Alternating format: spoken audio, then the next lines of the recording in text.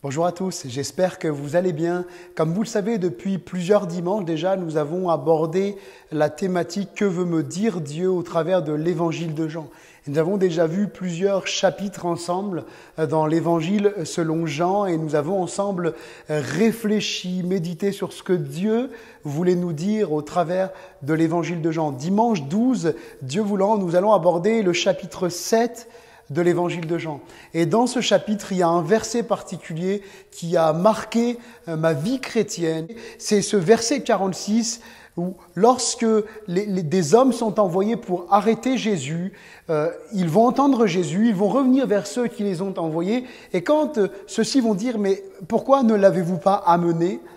Les huissiers, au verset 46, il est écrit, Jean chapitre 7, verset 46, les huissiers répondirent, « Nul homme n'a parlé comme cet homme, jamais homme n'a parlé comme cet homme. » Il est vrai que personne n'a parlé comme Jésus.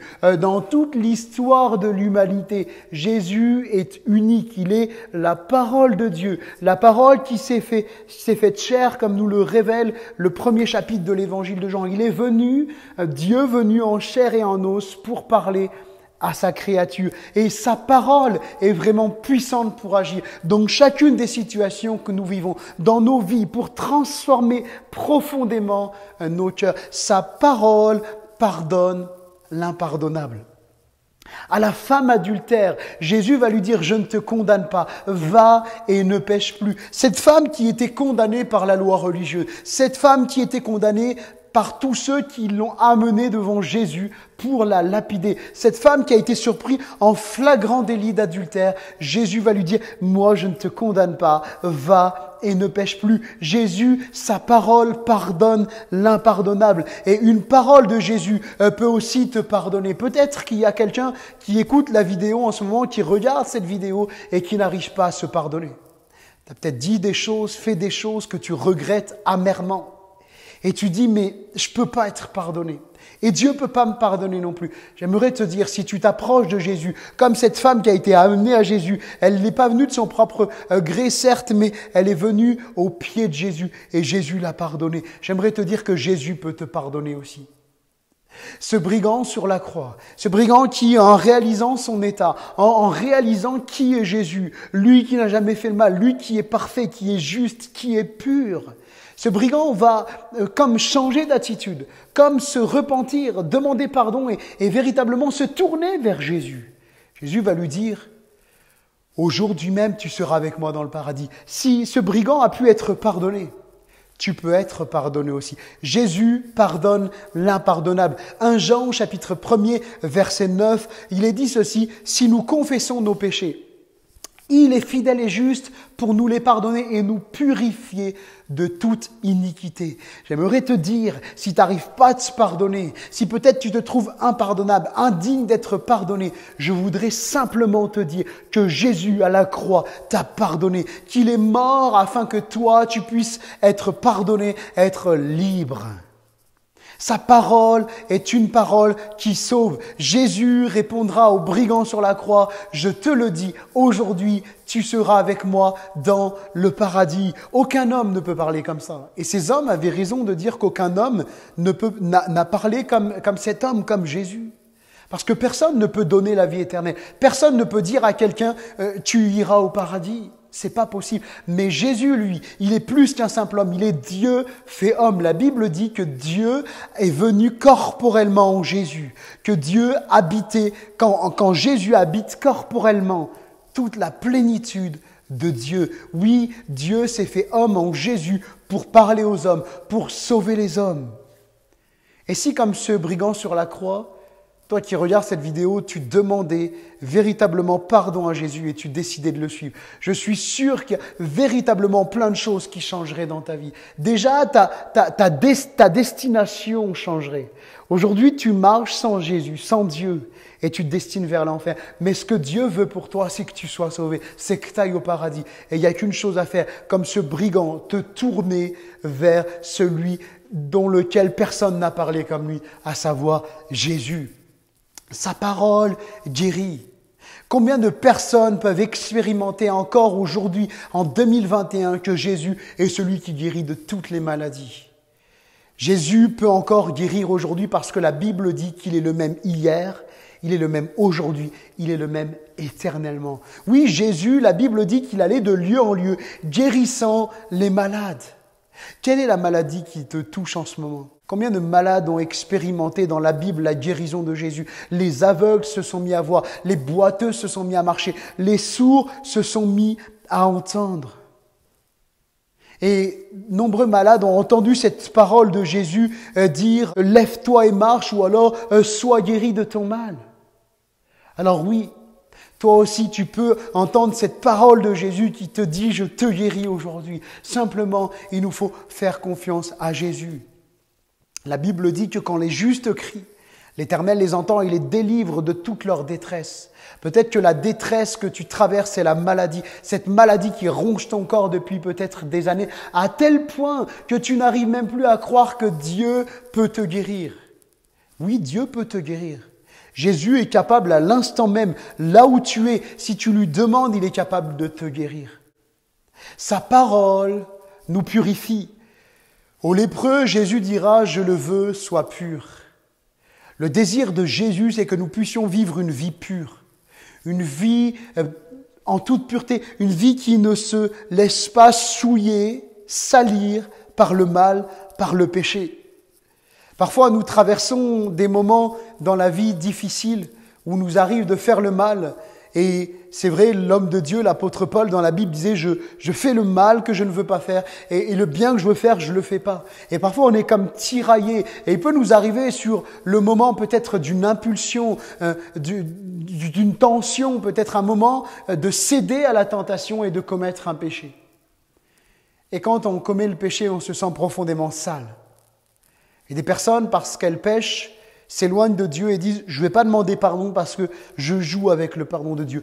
La meilleure façon de descendre, de chuter spirituellement, mon frère, ma sœur, c'est de ne pas demander pardon. Je me souviens à un moment de ma vie, j'étais comme sous l'emprise d'un péché. Il y avait quelque chose qui me tenait et que j'avais du mal à me détacher.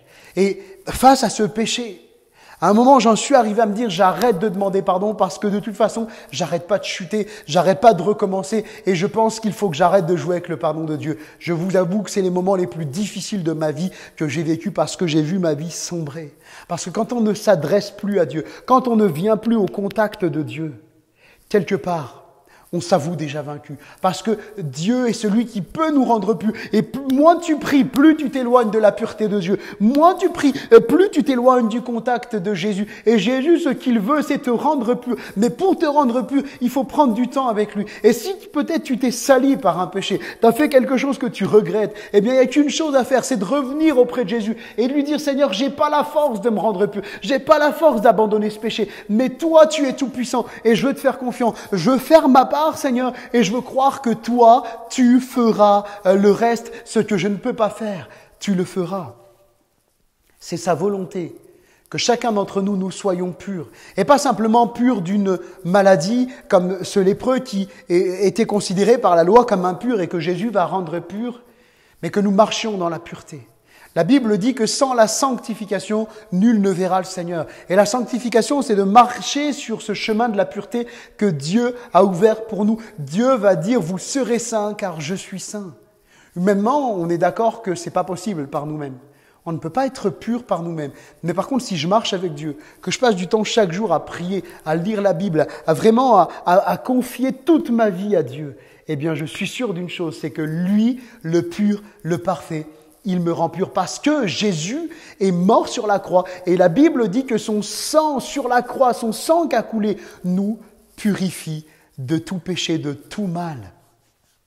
Sa parole nous purifie. Sa parole rend libre. Oui, la parole de Jésus rend libre devant un homme possédé de plusieurs démons qui errait dans les cimetières, qui, quand on essayait de le lier, il brisait les liens, il brisait les chaînes. Cet homme était comme indomptable. Personne n'arrivait à le dompter. Mais cet homme, quand il va arriver devant Jésus, il y a quelque chose qui va se passer. Il y a quelque chose qui va se passer dans la vie de cet homme. Jésus va rendre libre cet homme qui était tenu captif par des démons.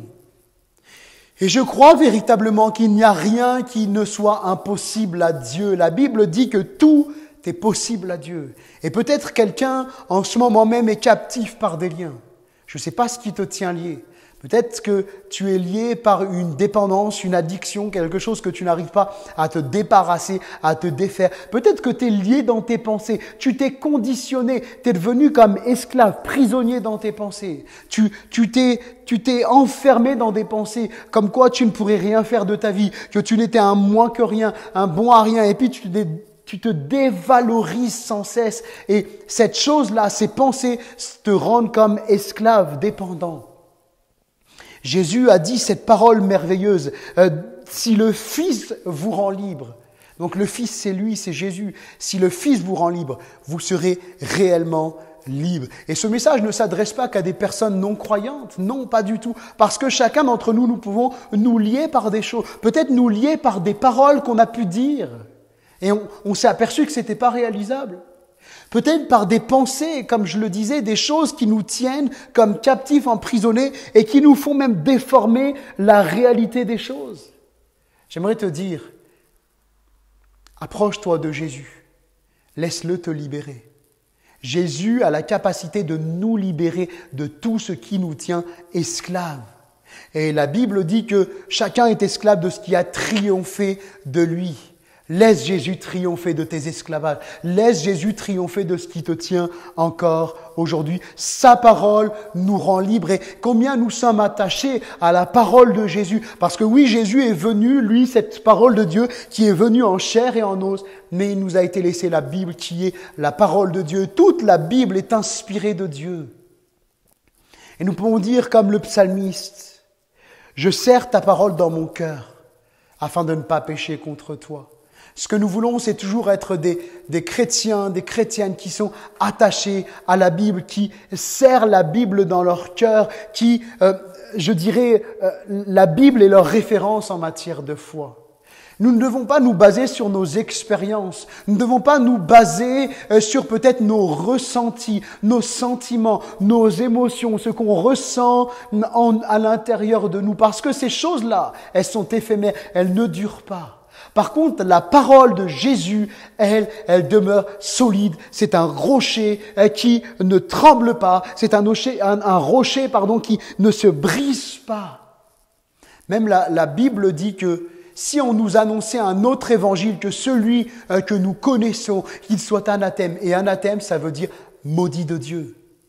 Alors que nous puissions être de ceux qui, pendant cette semaine à venir, serrons la parole de Jésus dans nos cœurs, accrochons-nous à sa parole, laissons-le nous parler tous les jours, ouvrons la Bible et prions le Seigneur que chaque jour, Jésus nous parle. Sa parole est capable d'agir dans ta vie. Un mot de Jésus dans ta vie est touchant. Un mot de Jésus dans ta situation et ta situation change. Si ta situation dure peut-être depuis longtemps, tu es dans l'épreuve depuis longtemps, cette femme qui était atteinte d'une perte de sang depuis de nombreuses années, en un instant, Jésus dit un mot et sa maladie s'enfuit. Alors ne te résigne surtout pas. Mon frère, ma sœur, mon ami, dans la situation dans laquelle tu es, ne te dis pas, ça ne peut pas bouger. Les médecins ont peut-être tout fait, il n'y a rien qui bouge. Peut-être que des gens ont cherché à m'aider, il n'y a rien qui bouge. Dis-toi une chose, un mot de Jésus dans ta situation, une parole de Jésus dans ta situation, et les choses changent.